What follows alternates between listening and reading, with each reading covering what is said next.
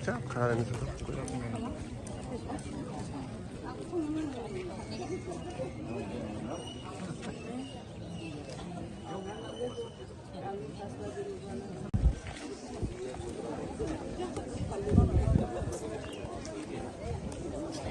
वो हमारी सीट मिली कि नहीं?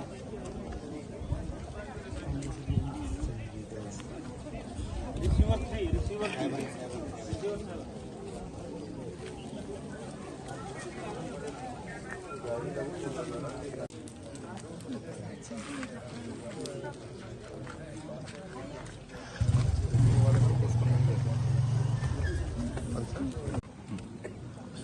I came here today at 6:30 and I was hoping to be one of the first to vote, but